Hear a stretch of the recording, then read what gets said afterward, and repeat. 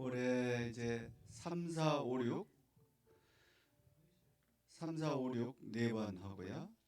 7, 8월 쉬고 9월, 10월, 11월, 12월 네 번 그렇게 해서 진행을 하려고 그러고 상반기는 3월에 우리 김동춘 교수님 시험 능력주의 책 가지고 우리 사회 불평등이 심화되는 현상에 대해서 말씀해 주시고 그다음에 그 4월은 김학철 교수님 여러분 잘 아시는 김학철 교수님 연대 그분이 지금 기독교 교양 365라는 유튜브 짧은 유튜브를 기독교를 소개를 좀 짧게씩 7, 8분짜리 그래서 365개를 만들겠다. 그래서 기독교 교양 365인데 저희 한국 기독교 목회전 네트워크 홈페이지에 가면은 한 2, 30개가 저희가 따온 게 있습니다. 저희가 같이 협력을 하는데요.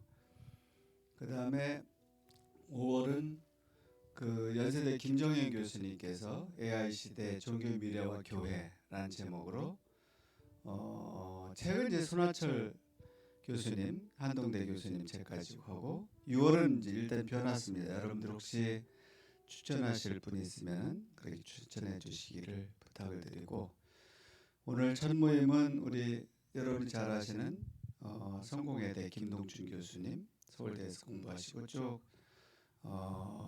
성공회대에서 학생들 지도하시면서 우리 사회 현상에 대해서 노동 이런 특별한 노동 이런 거에 대해서 아주 탁월한 분석을 해주시고요. 저에게 많은 도움을 주시는 교수님이십니다.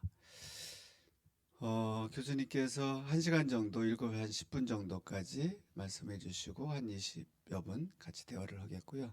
시작하면서 한종호 목사님께서 기도를 해주시겠습니다.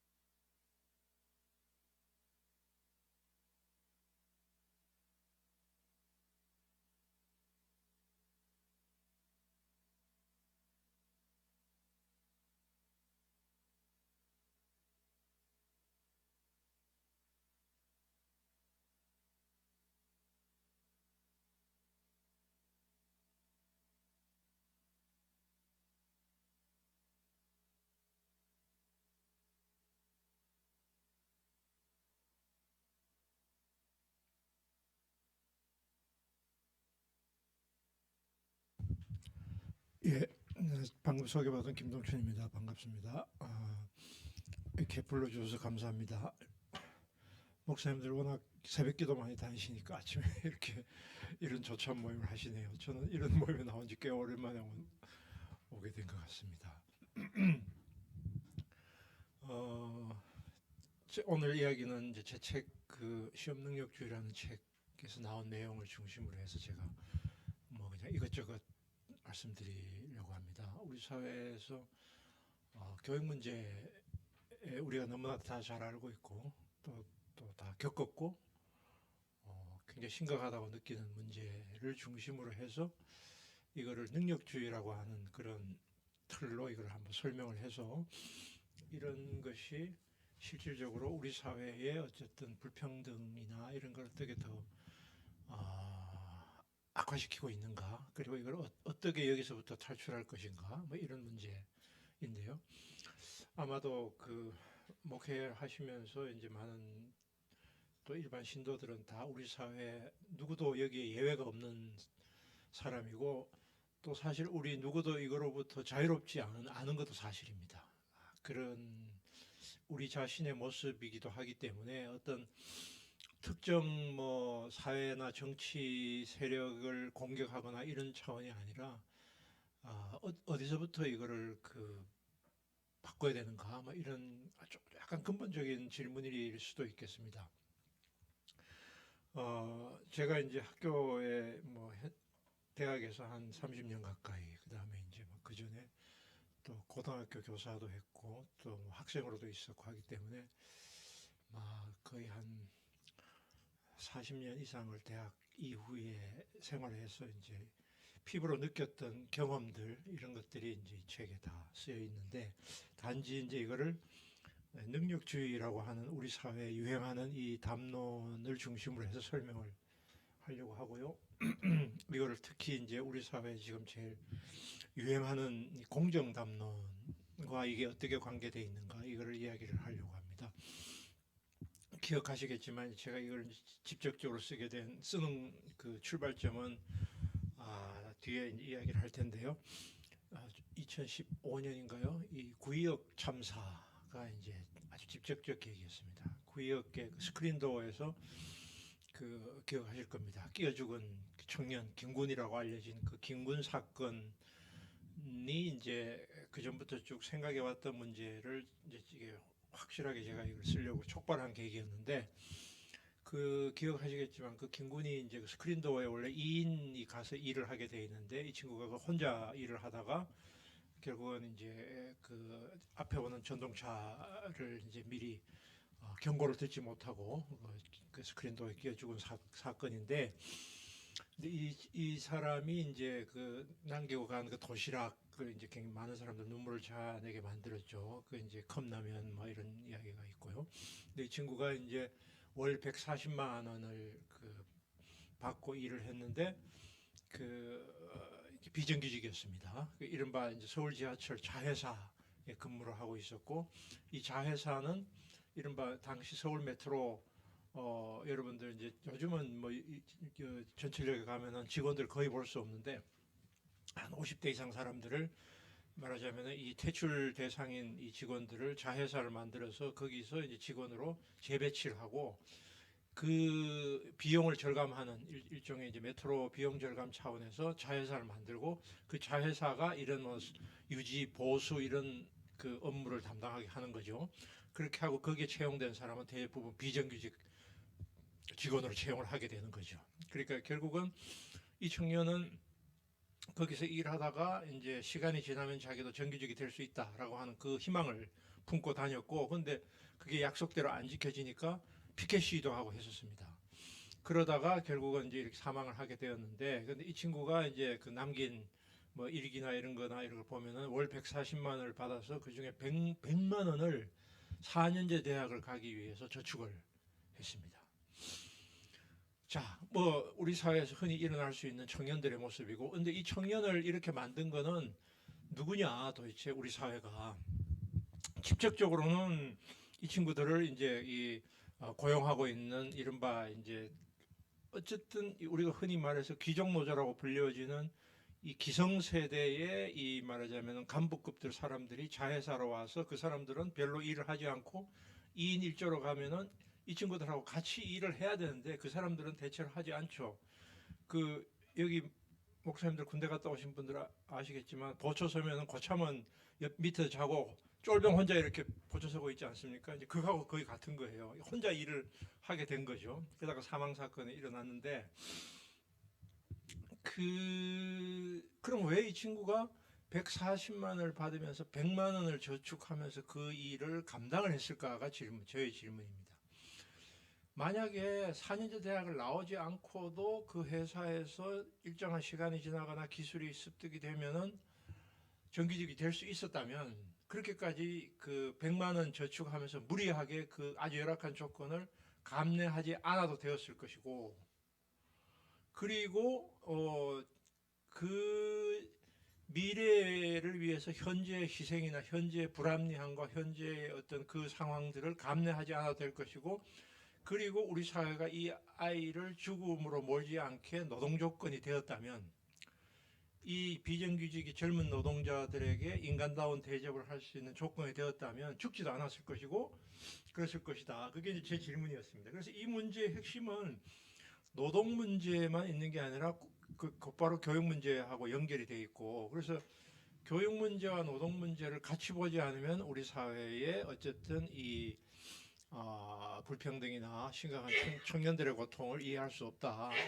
약간 상식적인 이야기이기도 합니다. 근데 그 질문을 제가 던지면서 이제 이 이야기를 하는데, 우리가 청년이라 그러면 같은 청년으로 생각하지만 실제로 지금의 청년들은 같은 청년이 아닙니다.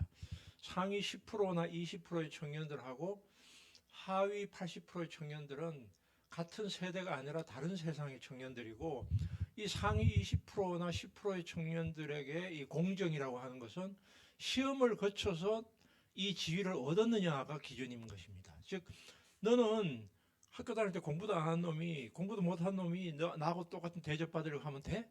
이거입니다. 말하자면. 그러니까 스카이 대학 다니는 애들, 그쪽 출신들, 고시 합격자들, 나 혹은 뭐 공기업에 다니는 사람들, 이 청년들이 봤던 동료 청년들은 이 공정의 원칙에 위배되는 시험도 통과하지 못했으면서 너희들은 비정규직이면서 정규직을 날로 먹으려고 하냐? 이게 이 사람들의 바로 담론입니다. 공정 담론이 이것인데요. 그래서 이제 이 이야기는 당시에 그 서울 그 인천국제공항 문재인 대통령이 당선되자마자 그 다음 날에 인천국제공항 날아가서 비정규직 제로 사회를 만들겠다라고 하면서 했을 때 청년들이 여기에 대해서 반발해서 만들었던 대자보입니다. 근데 이게 인천국제공항뿐만 아니라 서울 메트로, 심지어는 뭐 정교조까지 이제 이 한 30대 공사나 혹은 공기업이나 혹은 좋은 직장에 다니는 혹은 노량진에서 공무원 시험 준비하는 사람들까지 전부 다 임마 너희들은 뭐 날로 먹으려고 하는, 내가 이 자리에 그냥 온 지 아냐? 이게 이제 이 사람들의 그 담론이었고, 그게 바로 능력주의다. 우리 사회에 능력 없는 놈이 어디 내하고 같이 같은 대우를 받으려고 하냐. 근데 그 능력은 뭐지? 시험 합격이지. 네, 그겁니다. 결국 그게 우리 사회의 이 공정 담론이 가지고 있는, 한편으로는 사실은 굉장히 합리적인 거고 또 사람들이 이렇게 생각하는 것은 너무나 당연한 측면이 있습니다. 왜냐하면 불공정한 이 편법이 너무 많기 때문에. 그렇지만 이거를 자세히 뜯어보면 이 공정 담론은 어쩌면 우리 사회에서 승리한 자들의 일종의 자기 방어와 자기 정당화를 위한 일종의 논리로 작용을 한다. 이게 이제 제가 이 작업의 이 문제의식이었고요. 그래서 이제 저는 이 능력주의라고, 우리 영어로는 메리토크라시라고 이제 하는데 우리말로 능력주의라고 번역을 하는데요. 정확하게 번역을 하면 능력주의라기보다도 똑똑한 놈들의 지배, 뭐 이렇게 하는 게 더 정확하죠. 메리트라는 게 똑똑한 놈들의 지배. 그러니까 똑똑한 놈들이, 여기서 똑똑한 놈이라고 하는 거는 이제 재능 플러스 노력인데, 재능과 노력이 겸비된 사람이 사회적으로 부와 권력을 가진 것은 너무 당연한 거 아니냐? 이거예요. 그러니까 이게 이제 메리토크라시인데, 그래서 이 메리토크라시에는 여러 가지 스펙트럼이 있다. 가장 순수한 형태의 메리토크라시는 IQ 테스트입니다. IQ 테스트가 머리 나쁜 놈이 뭘 이렇게 같이 하려고 하냐? 이게 순수 능력주의라고 저는 이걸 표현을 했고요. 이게 재능입니다. 이거 타고나는 것이고 우리 의지대로 되는 거 아닙니다. 부모님이 그렇게 낳아줬는데 어떻게 합니까? 예를 들면 이건 나의 의지와 전혀 관계없는 거예요. 타고날 때부터 생긴 것이고, 재능 플러스 여기서 이제 노력이 결합되는 게 보통 우리가 여기 메리트인데, 여기서 노력과 재능이 결합되는 그 지표가 우리 사회에서는 시험 합격이다. 결국은 경쟁적인 시험 합격이다. 그래서 저는 이거를 시험 능력주의라고 표현을 했고요. 학력주의, 학위주의도 뭐 이 시험 능력주의와 거의 같은 개념으로 보셔도 괜찮을 것 같아요.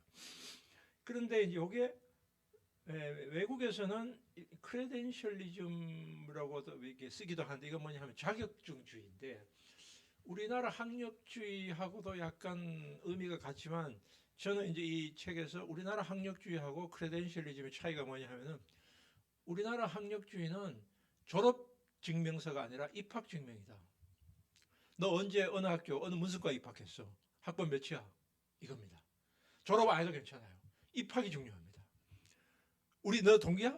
그때 합격했어. 너 어느 과야? 어느 쪽 출신이야? 이게 결국은 너 그 정도 우리하고 같이 놀 수 있는 저거야? 졸업은 관심 없습니다. 졸업은 관심 없고 입학이 중요합니다. 이게 결국은 한국식 시험 능력주의고, 그렇지만 외국에서도 이런 메리토크라시가 있지만 대체로는 크레덴셜리즘의 성격이 강하다.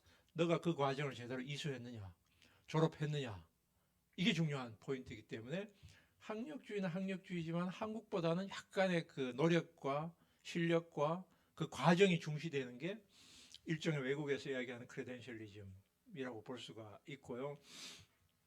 중국에서는 이거를 현능주의라고 번역을 하는데, 중국의 이 다니엘 벨이라고 하는 학자가 현능주의라는 책이 있습니다.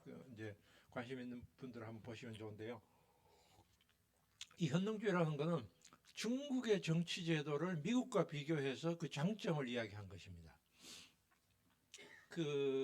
우리가 지금 중국의 뭐 시진핑 체제가 거의 지금 독재 체제 전체주의 국가로 지금 가고 있는데, 우리 지금 중국은 지금 한국의 유신 시절하고 거의 비슷합니다. 거의 그런 상황이긴 한데, 이제 이 책은 원래 한 10년 전에 지금처럼 중국이 덜 망가졌을 때 쓴 건데, 근데 이 사람이 그 미국 사람이 쓴 그 포인트는 뭐냐면은, 미국식 민주주의는 이게 그 대안이 아니다, 이게. 흔히 우리가 이야기하는 자유민주주의라고 하는 미국식 민주주의는 사람들의 자유의지에 의해서 대표를 선출하는 것처럼 보이지만, 이거 기본적으로 근권 정치다, 이거. 이거 결국 돈 있는 사람들이 되게 돼 있고 그런 건데, 중국은 그렇지 않고 이 바닥에서부터 완전히 경쟁, 그러니까 실력 위주로 해가지고 정말로 업적 있는 사람만 위로 발탁한다. 시진핑 같은 사람들의, 이 사람들도 바닥에서 우리식으로 말하면 구급공무원에서부터 시작해가지고 철저하게 이 말하자면은 업적을 가지고 평가를 해서 최고위까지 올라가기 때문에, 중국 공산당의 최상부에 있는 15명 중앙위원회 이 사람들은 중국에서 최고로 똑똑할 뿐더러 업적도 많고 지혜로운 자들이다. 플라톤이 이야기하는 현인들이다, 이게. 그래서 이 사람들이 결정하는 게 자유민주주의로서 선출된 사람들보다 훨씬 더 합리적이고 우수하다. 그러면서 이제 미국이 야 임마 너희들은 선거도 없지 않냐라고 이야기를 하면, 이 사람들은 야 임마 미국 너희들은 선거를 통해 선출한 게 기껏해야 트럼프 같은 놈들 뽑지 않니? 이제 이렇게 이야기하는 거예요. 그러니까 그게 이제 일종의 이제 중국식 모델의 우위를 주장하는 것인데, 저는 뭐 그 주장이 타당하다라고 꼭 보지는 않지만, 어쨌든 이 일종의 능력주의입니다. 일종의 중국식 능력주의가 있고요. 그래서 저는 이제 능력주의에서 이런 여러 스펙트럼이 있고, 여기서 약간 그래도 진전된 것은 일종의 실적주의다. 재능이나 노력보다는 실제로 이 사람이 어느 정도 문제 해결 능력을 가지고 있느냐, 어떻게 문제 해결했느냐, 이거를 이제 보는 것이 그래도 능력주의보다는 조금 더 나은 제도가 아닐까 이렇게 보고. 근데 이 실적주의도 사실은 문제가 있는 것이, 자, 이 사람이 어떤 문제를 해결하는데 조금 더 실적을 보여줬으면 그 사람이 노력과 재능과 뭐 모든 것이 결합되어 있다고 칩시다. 그럼 조금 더 많은 보상을 주는 것은 우리가 인정할 수 있습니다. 근데 이 실적인 사람이 2배의 보상을 받는 정도까지는 글쎄요, 그럴 수 있겠지. 5배, 10배, 100배를 보상을 받는다면 그게 맞나? 이런 질문이 제기될 수 있습니다. 그랬을 때 이제 나오는 것이 일종의 이제 공동체주의, 연대주의인데, 이거는 이제 성경 말씀에 나오는 뭐 포도밭 이야기입니다. 바로 포도밭 이야기에 이제 아침에 일하러 간 사람하고 낮에 간 사람하고, 이제 왜 아침에 이제 아침에 간 사람이 늦게 가는 사람 보고 이제 이 사람보다 똑같이 봤습니까? 예수님, 야 이놈아, 이 사람도 똑같이 집에 가서 애들 키워야 되고 밥 먹어야 되는데, 그 이야기하는 그 예수님의 이야기가 주로 기독교 사회주의자들에서 많이 인용되는 이른바 이제 길드 사회주의, 혹은 뭐 이런 영국의 페이비안 소셜리스트들이 많이 이야기하는 공동체주의. 이 사람도 먹고 살아야지. 필요에 따라서 분배해야지. 왜 능력에 따라서 분배하니?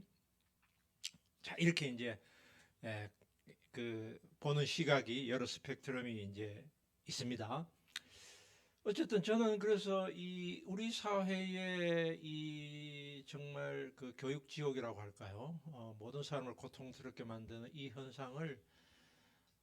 현상이 어디서 왔는가를 이제 이 그림을 가지고 설명을 하는데, 기본적으로 이 교육 문제나 이런 문제는 우리 사회에서의 계층 이동의 문제나, 즉 좋은 지위를 누가 어떻게 가질 것인가의 문제다. 핵심은 좋은 지위를 누가 어떻게 가질 건가에 대해서 누구나 다 지위 상승의 열망이 있다. 어느 정도는. 그런데 저 왼쪽 그림을 보시면은 이제 이 밑에 하얀 이제 타원형이 있고 약간 중간이 있고 이제 위에 조금 더 진한 이제 이걸 계층이라고 이제 봅시다. 하층, 중간층, 상층 이렇게 있는데 이제 하층, 중간층, 상층으로 뭔가를 좀 좋은 쪽으로 이동을 하고 싶어 합니다. 그 열망이 상승의 열망이 있습니다. 그런데 이 상승의 열망이 한국은 굉장히 강하다. 어떻게 강하냐? 굉장히 강한데 강한 이유는 그 밑에 있는 제일 밑바닥의 이 삶이 너무 힘들다. 비정규직 노동자로서 살아가고 우리 사회에서 영세 자영업자로 살아가는 것이 너무 힘들고 학력과 학벌에 의한 무시와 차별이 너무 심하다. 그러니까 어떻게 하든지 여기서부터 탈출하려고 한다. 아까 제가 구의역 그 청년 이야기입니다. 탈출하려고 하는데 이 탈출하려고 하니까 탈출의 길이 여러 개가 있는 게 아니라 탈출의 길이 하나밖에 없다.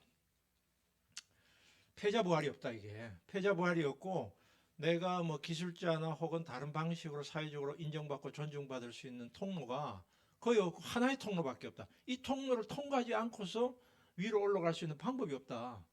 근데 이 통로로 모든 사람이 몰려드니까 이게 이제 이 통로의 병목이 일어난다. 그리고 또 하나는 제일 위에 있는 저 상층의 사람들의 특권이 너무 많다. 상층의 사람이라고 한다면 뭐 지금 이야기하듯이 검사나 판사나 뭐 국회의원이나 뭐 재벌 이렇게 해도 좋은데요. 이 사람들이 거의 그 우리 조선 시대의 양반 정도는 아니지만 그에 준하는 정도의 그 힘을 가지고 있다. 예를 들면 국회의원 보더라도 보좌관 9명을 거느리고 연봉 1억이 넘고 특권이 많습니다. 스웨덴이나 덴마크의 국회의원들 보면은 자전거 타고 가고 스위스의 국회의원들은 무급입니다. 자원봉사입니다. 예를 들면 판사나 검사가 체포되는 경우 감옥에 가는 경우 본 적 있나요? 거의 법 위에 있습니다. 재벌 마찬가지입니다.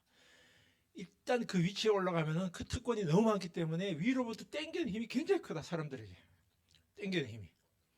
그래서 개천에 용 난다는 신화가 있는데 제 이야기는 개천에서 용이 나는 게 참 좋은 일이지만 개천 출신의 용은 더 이상 개천을 생각하지 않는다.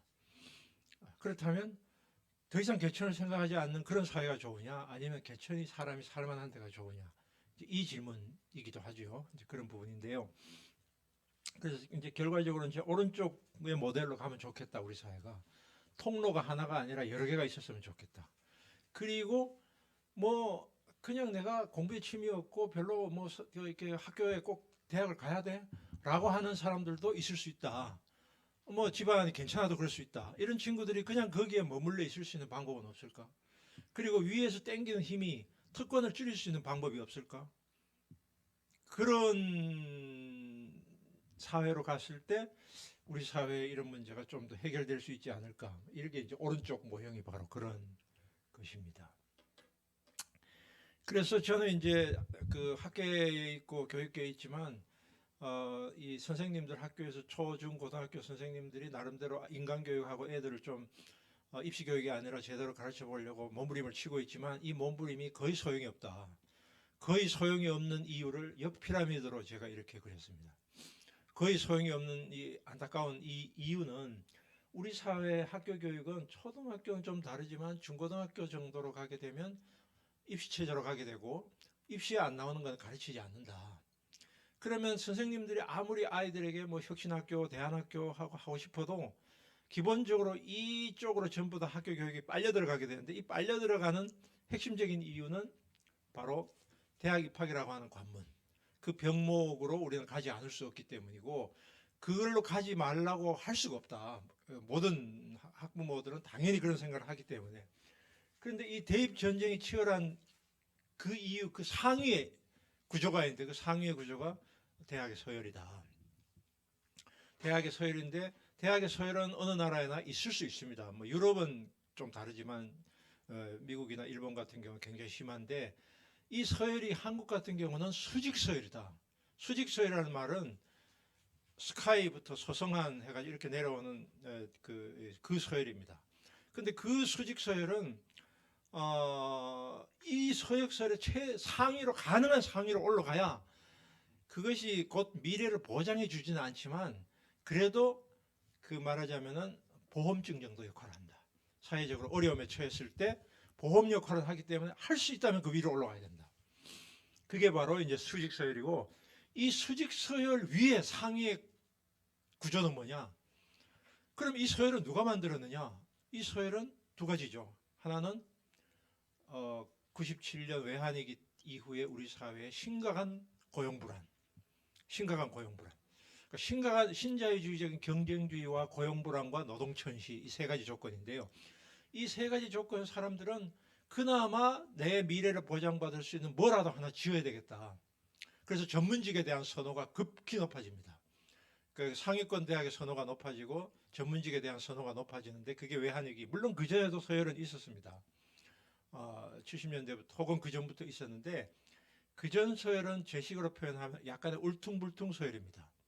울퉁불퉁 서열하면 지방의 국립대 거의 최상위권에 있고요. 뭐 예를 들면 제가 그 대학 들어올 무렵에 제 친구들은 저는 대구에서 고등학교를 나온 제 친구들은 뭐 서울에 뭐 연대나 고대보다는 그냥 경북대 이런 친구들이 갔단 말이에요.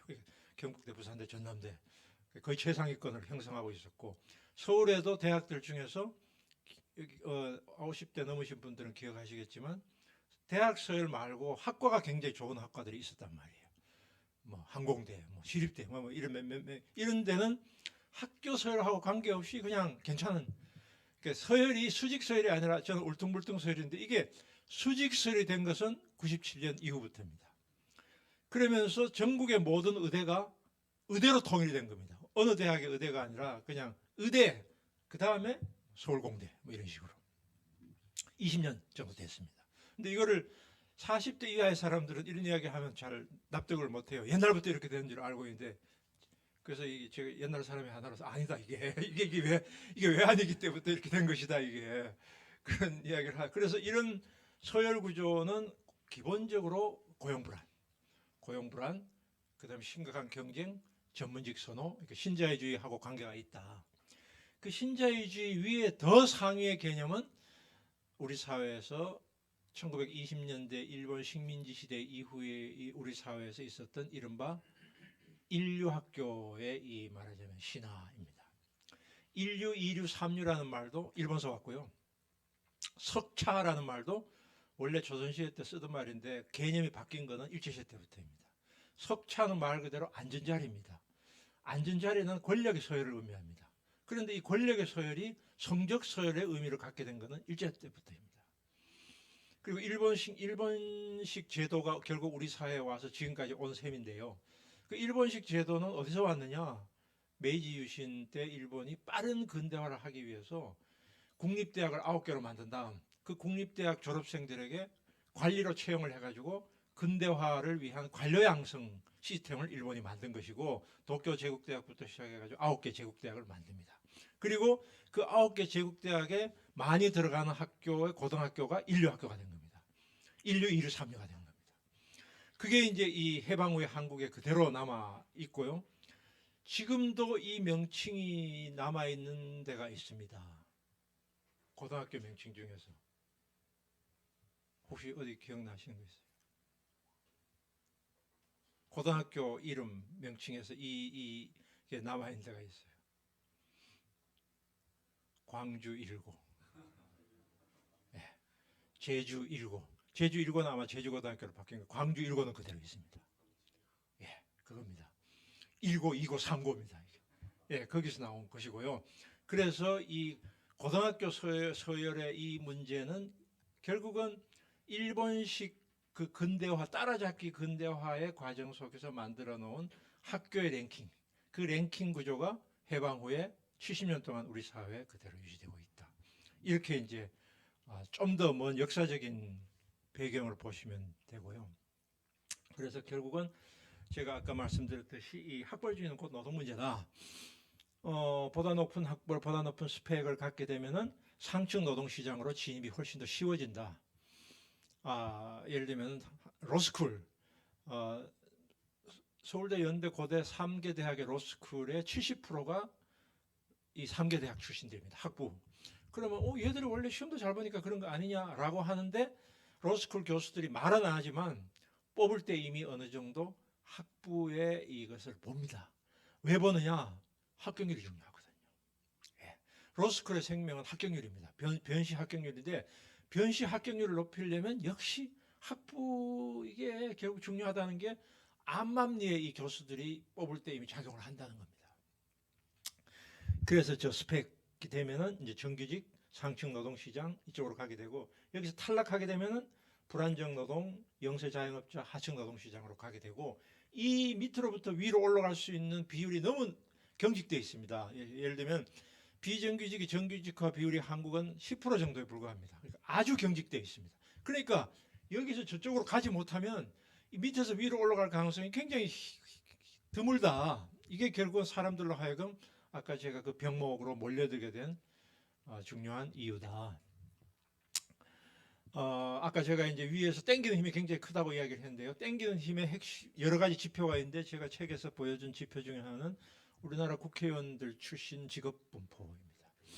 국회의원들 출신 직업 분포인데요. 이게 보면은 이제 정계, 공직, 법조계가 이제 대체로 1, 2, 3위를 차지하고 있는데 여기서 정계라는 것도 사실은 따지고 보면은 2선, 3선 의원들은 제가 따로 분석을 하지 못해서 그냥 초선 의원들만 공직 법조계고 정계는 전직을 따지면 대체로 법조계나 이쪽에 훨씬 많을 것입니다. 그래서 실제로 여기서 공직이라는 건 뭡니까? 고유 관련인데요. 고유 관련 대부분 행시 출신입니다. 그러니까 법조계가 사시 출신이니까 행시나 사시 합격자들이 국회의원들의 대체로 한 40% 정도를 차지하고 있습니다. 그러니까 그 행시나 사시를 합격해야만 국회에도 갈 수 있는 이 사람들의 카르텔이 형성이 돼 있고 여기는 국민의힘이나 민주당이나 별 관계가 없다. 똑같다 기본적으로.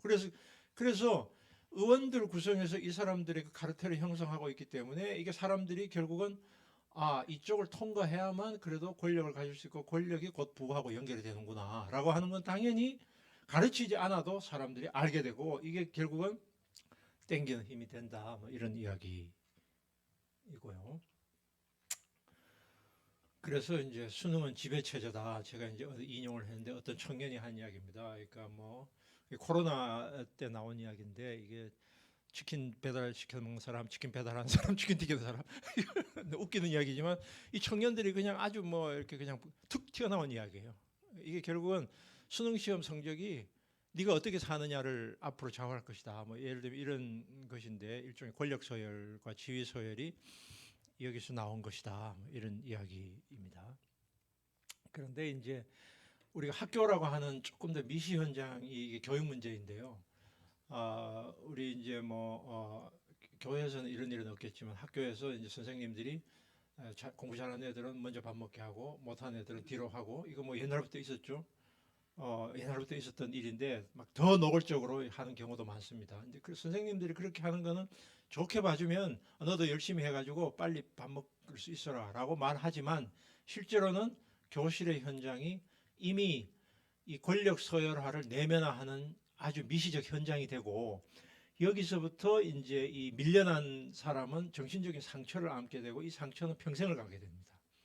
평생을 가게 되고 밀려난 사람의 상처가 평생 갈 뿐더러 여기서 상층에 있는 사람들의 우월감도 평생을 가게 됩니다. 그 우월감이 평생을 가는데 그 우월감이 어떤 형태로 표현되냐면은 나는 당연히 이 정도의 대우는 받을 만하지. 그런데 왜 사회는 나에게 이렇게 대우를 안 해주지? 라고 했을 때 이 사람들이 굉장히 삐뚤어진 과정으로 가게 된다. 어떤 거냐? 뭐 여기 제가 책에서 인용을 했던 그 최모 여자 변호사가 100억짜리 사기 사건 이런 것인데, 자, 이 사람이 꼭 100억 사기 사건을 일으키지 않아서 변호사로서 충분히 잘 먹고 잘 살 수 있는 사람인데 왜 저렇게 무리한 그 사기 사건에 결국 100억 했을까? 돈을 탐했다? 그 가지고는 설명이 안 됩니다. 그 사람들의 행동은 바로 이제 이 문제하고 연관이 되어 있는데, 아니 학교 다닐 때 제가 내보다 공부를 못했는데 내보다 수입이 2배야? 어디 세상에 이렇게 불합리한 일이 어디 있어? 이런 겁니다. 그게 결국은 이 과도한 이 말하자면 권력과 이 물질력을 가지게 되는 것인데 결국 자기 지위에 대한 인정입니다. 내가 학교 때 1등을 했는데 5등 한 놈이 내보다 돈 많이 벌어. 세상에 이렇게 불합리한 일이 어디 있어? 이런 식의 이제 사고가 작용을 하는 것입니다. 우리 사회에서. 그래서 양쪽이 다 이런 문제가 있는 거죠. 탈락자들하고 승리자들 모두가 승리자와 탈락자를 구분하는 이 메커니즘이 학교 현장에서부터 길러지고 있고 그게 사회적으로 연결이 된다 이런 것이고요.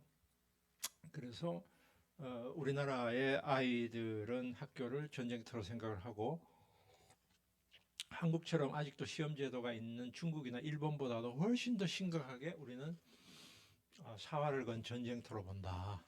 그러니까 이미 굉장히 피폐해지고 이 피폐해진 아이들이 우리가 지금 30명 교실에서 이런 이야기 들으셨는지 모르겠는데 수업 듣는 학생들 한 5명밖에 안 됩니다. 25명은 엎드려 잡니다.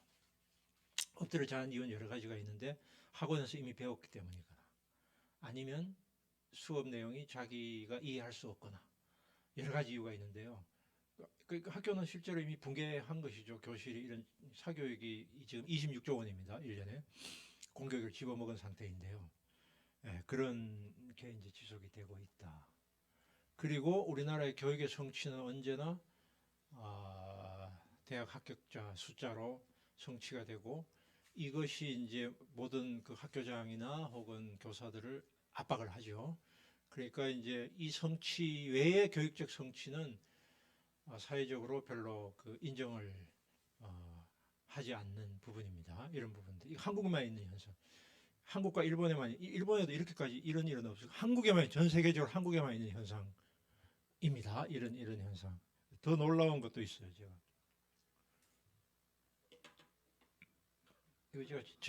이거 누구 이게 프라이버시 침해가 될지 모르는데 이거 돌리지 마세요. 제주도 놀러 갔다가 이거 찍은 건데 가족 일동 플랜카드까지 붙이더라고요. 그래서 가족 일동 플랜카드가 제가 들은 생각, 야 이거 가문의 영광이 나라의 영광일까? 저런 가문의 영광과 학교의 영광인 사람들이 우리 사회에서 어떻게 되었을까? 이런 질문이기도 합니다. 우리 사회에서 교육에 대한 근본적 질문이기도 합니다. 그래서 그런 생각이 들었어요.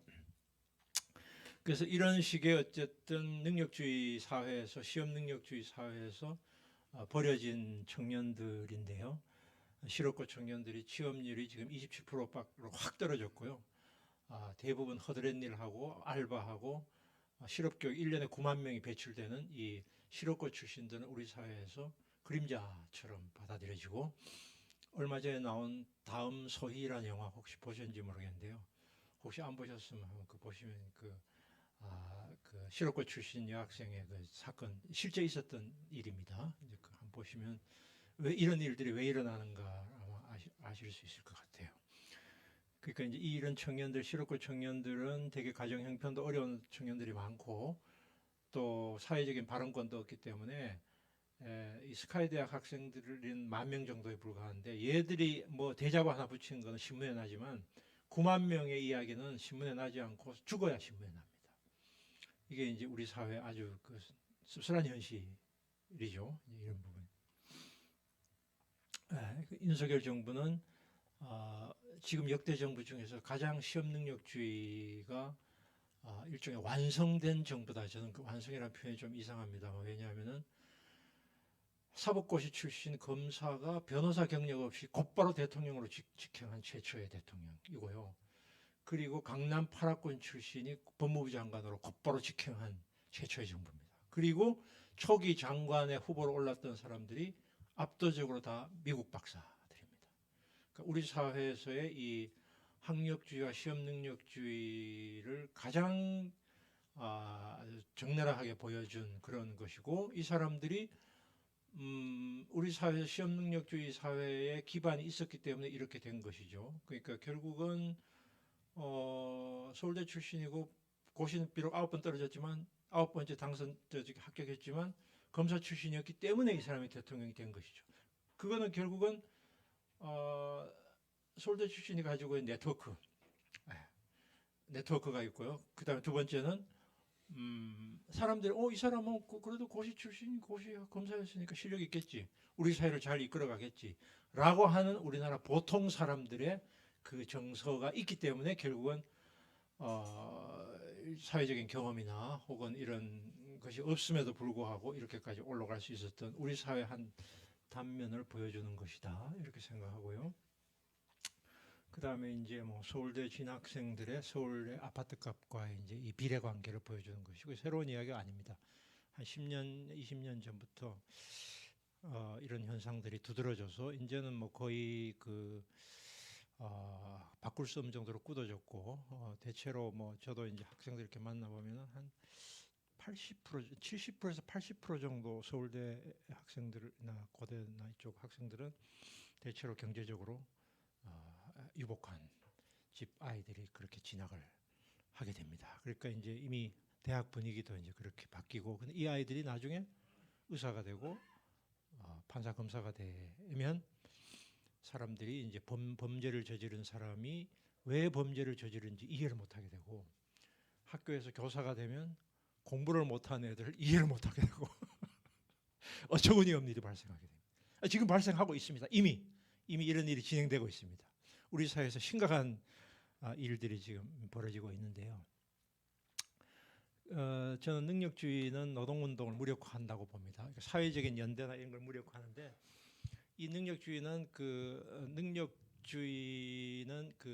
마이클 샌델이라고 하는, 우리나라에도 번역이 됐죠. 이 능력주의의 폭정이라는 책에서 이 샌델이 뭐라고 이야기했냐면은, 옛날에는 능력 있는 사람들이 그래도 열심히 해서 내가 여기까지 왔습니다라고 하는 정도로 이야기하면서 그래도 어려운 사람들에 대해 이런 정도의 지원이 필요합니다라고 이야기를 했는데, 21세기의 능력주의는 이 과거의 능력주의하고 다른 점이 내가 잘났어. 그러니까 이 정도 대우를 받을 수 있는 자격이 있어.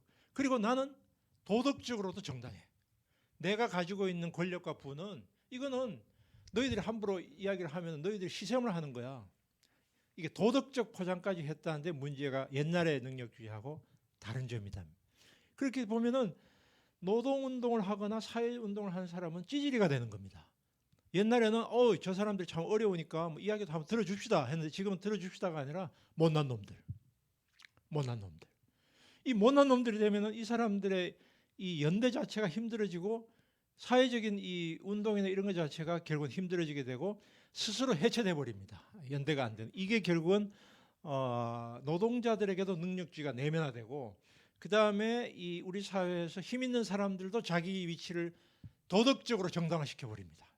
이게 이제 제 이야기가 아니라 마이클 샌델이나 이런 외국 사람들이 한 이야기인데, 한국에도 이런 현상들이 지금 발생을 하고 있죠. 한동훈 법무부 장관의 말이나 행동들 쭉 한번 보십시오. 이제 이 사람이 이제 그런 걸 보여주고 있습니다. 이야기 이제 마무리를 좀 할 때가 됐는데요. 자, 이게 이제 어떻게 넘어설 것이냐라고 하는 것인데, 저는 이게 이제 쉬운 과제가 아니고, 어쩌면 지금 시작해도 한 세대 정도가 걸릴 수 있는 굉장히 큰 프로젝트인데, 굉장히 힘든 일인데, 이 힘든 일을 하지 않으면, 이제 제 이야기는 그겁니다.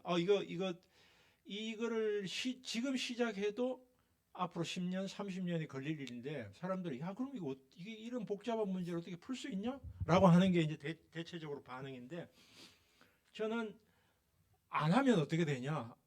안 하면은 1년에 7만 명 중에 탈학교 아이들이 지금 계속 생겨나고 있다. 이 탈학교 아이들, 즉 학교에 적응하지 못한 아이들의 스트레스, 우울증, 고통, 그 부모들의 고통, 그 다음에 수많은 청소년 자살자들 문제, 학교 부적응자들의 문제, 1년에 26조 원에 달하는 사교육 문제, 이거 그럼 계속해도 좋다는 말이냐? 이제 이 이야기, 거꾸로 저는 그렇게 질문을 던지고, 그래서 이거를 하기 위해서는 여러 차원이 필요한데, 첫 번째, 저는 입시 제도를 바꾸는 거 가지고는 이 문제를 절대 해결할 수 없다. 그게 이제, 그래서 제가 이 책에서 입시 제도에 대해서 한마디도 하지 않습니다. 그 이유는 수시로 가든 정시로 가든 다 모든 입시는 정보력과 돈을 가진 사람들에게 유리하게 간다. 처음 바뀔 때는 약간 혼돈이 있다가 2년째 가게 되면 당할 수가 없다. 이게 모든 정보와 돈을 가진 사람들이 유리하게 가기 때문에, 뭐 수능을 수시로 가고, 그 다음에 논술을 도입을 하고, 면접을 강화하고, 뭐 어떤 제도를 해도 이쪽으로 가게 돼 있다. 그래서 입시 제도의 변화 가지고는 이 문제를 해결할 수가 없기 때문에, 세 가지 차원, 제가 아까 얘기했던 그 병목을 완화시킬 수 있는 학교 밖의 현실을 개혁하는 노력이 결부되지 않으면 학교는 안 바뀐다. 절대로 안 바뀐다. 그래서 학교 밖이라는 것은 뭘까? 첫 번째는 시험 능력보다는 우선 실적을 강화하자. 그러니까 실적이 최선의 대안은 아니지만 타고난 재능과 노력보다는 너가 뭘 성취했어라고 하는 걸 가급적이면 강화하는 쪽으로 가자. 근데 사실은 기업은 이렇게 가고 있습니다. 이미 기업은 갔고요. 그 동시에 여러 사람을 채용하는 방식보다는 지금은 이미 경력적 채용 방식으로 갔고요.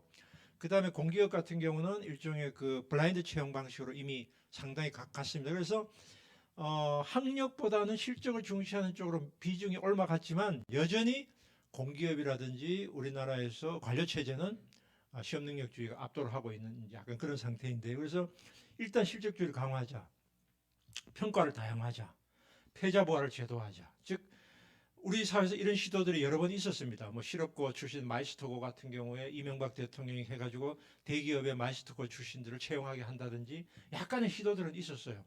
패자부활의 시도들도 없었던 건 아닌데 대체로는 무력화됩니다. 이런 부분들이.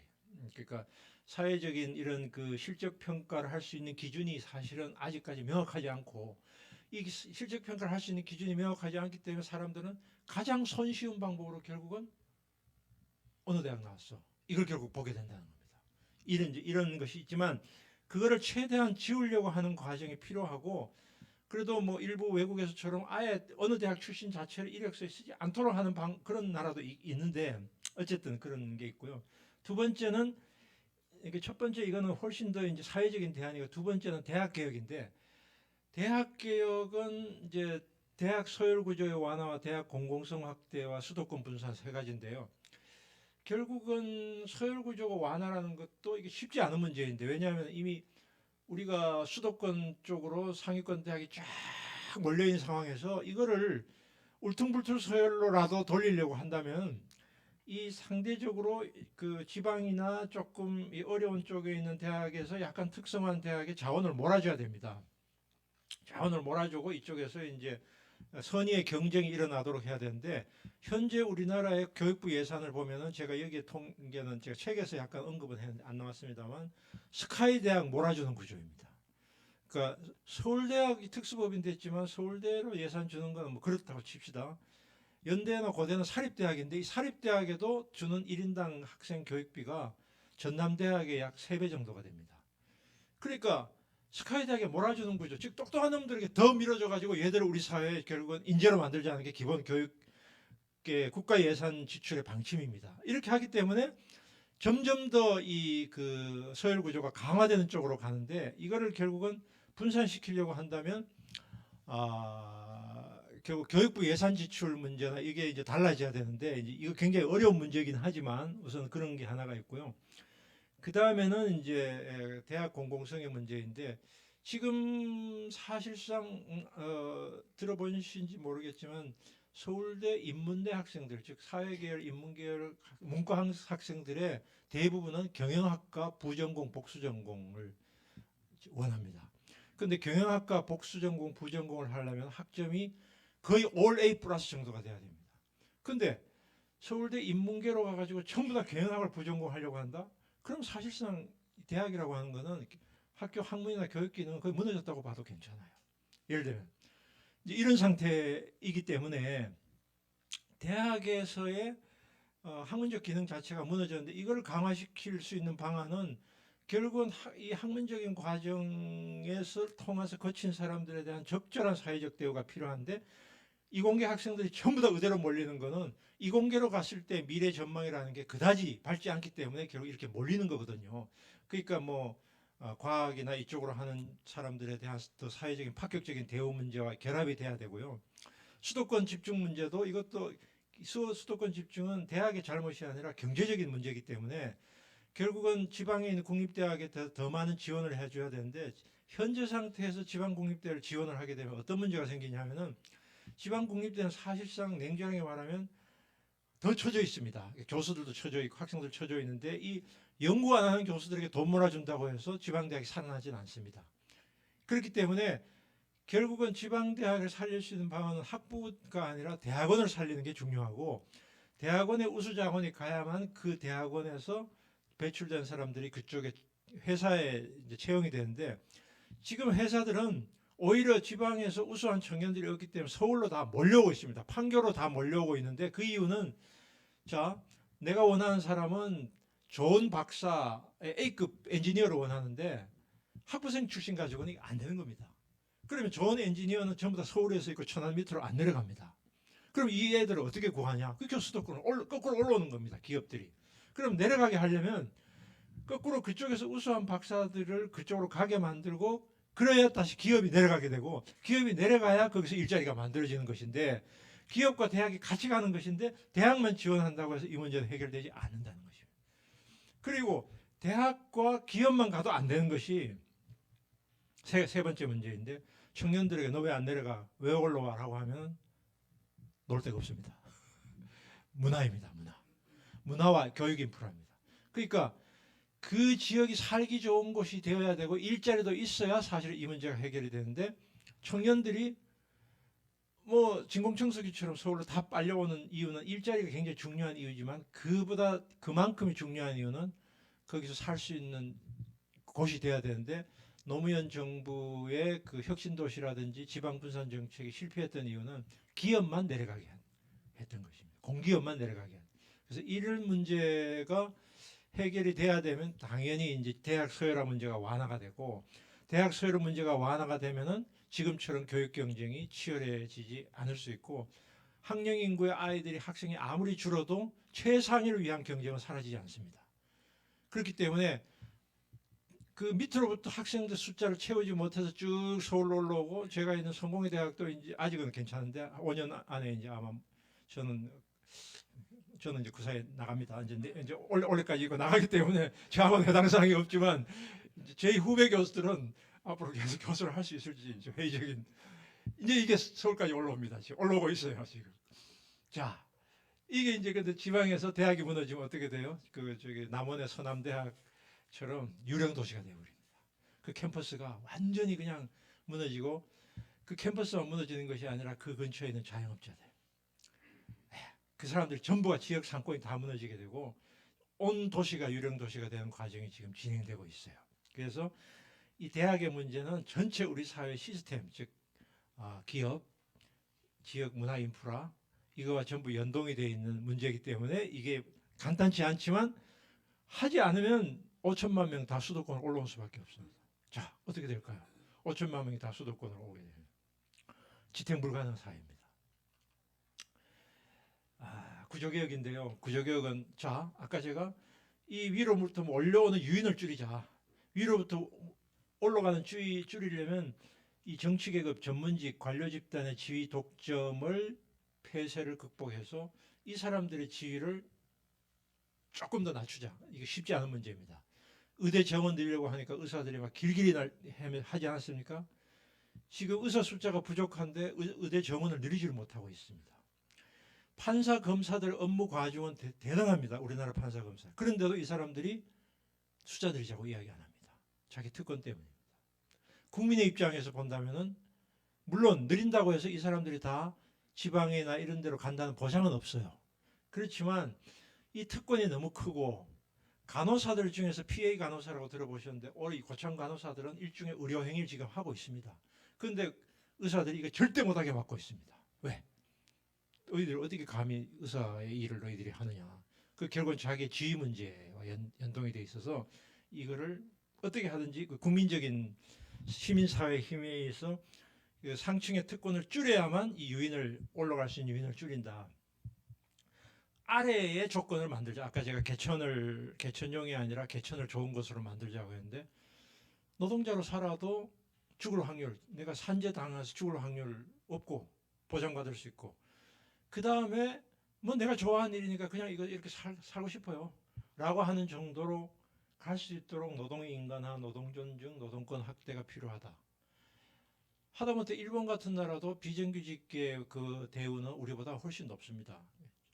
꼭 그걸 선호할 필요는 없지만 파트타임업 시간제로 일해도 일본은 그냥 먹고 살아요. 청년들이.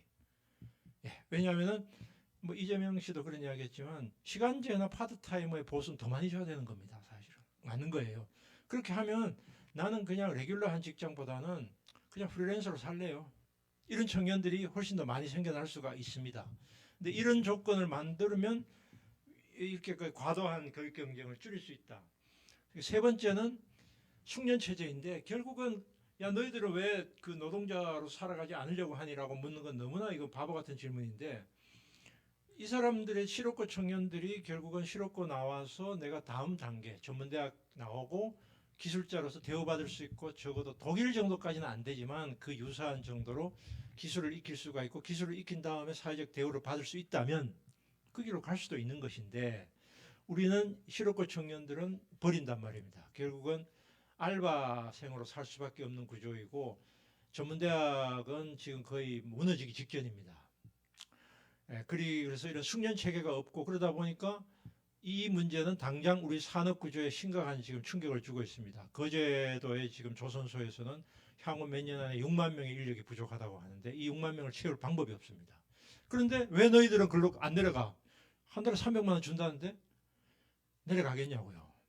그 미래가 내가 지금 300만 원이 중요한 게 아니라 그 다음 단계 내 인생이 보장이 되겠냐 이거예요. 그리고 거기 잘못하면은 산재 사고로 당할 수도 있는데 누가 내려 300만 원 준다고 해서 안 내려갑니다. 그 다음에 이 숙련을 획득한 다음에 사회적인 지위나 대우가 어느 정도 인정이 돼야 되는데 그게 안 되니까 6만 명의 인력 부족이 있는데 인력 부족을 채울 방법이 없으니까 베트남에서부터 1000명의 용접공들을 데리고 오겠다고 했는데 지금 삐뚤어져가 용접공들이 안 와요.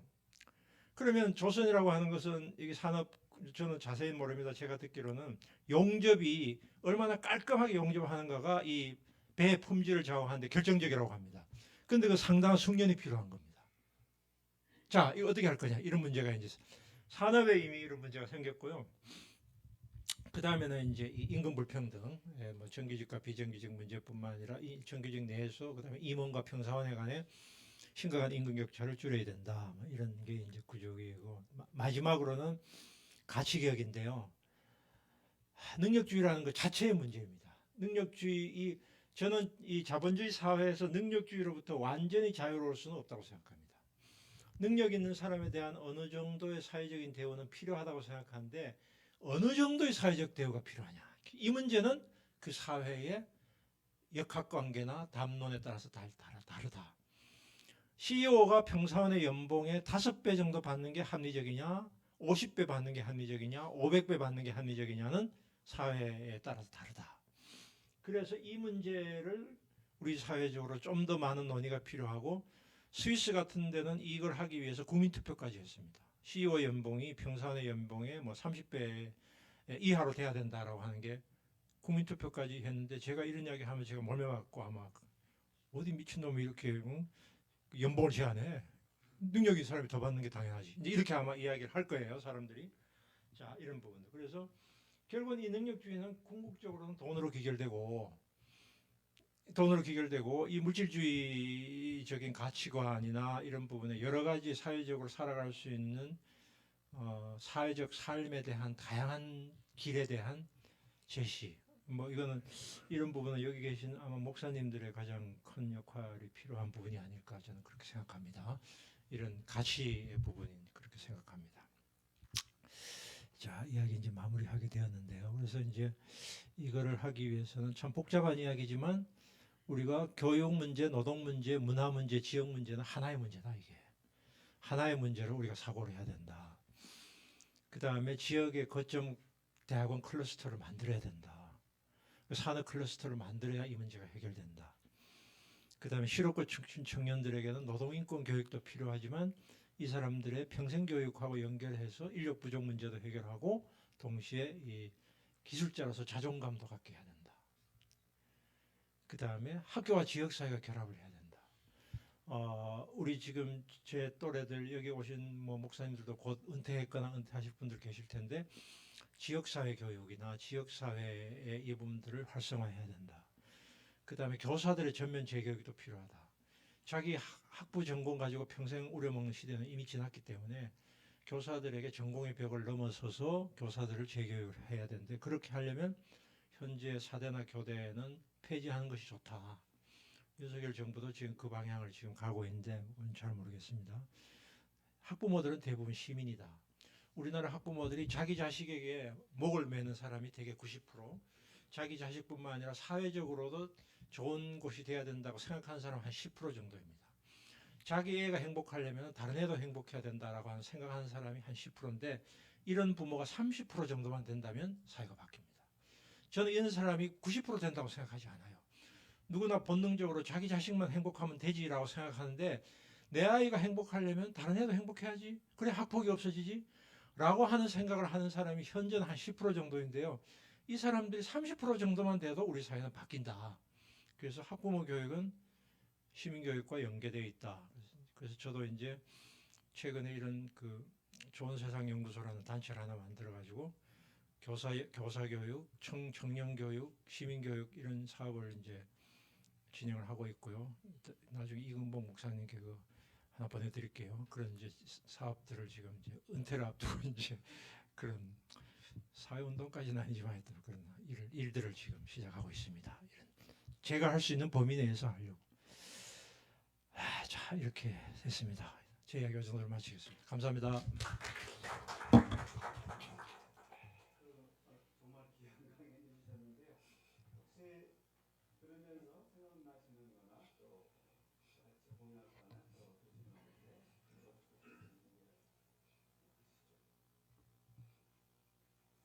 뭐 제 이야기 반박하셔도 괜찮고요. 예, 하여튼 잘 세 가지로 정리해 주셔서 늘 고민하는 문제인데 한 세대가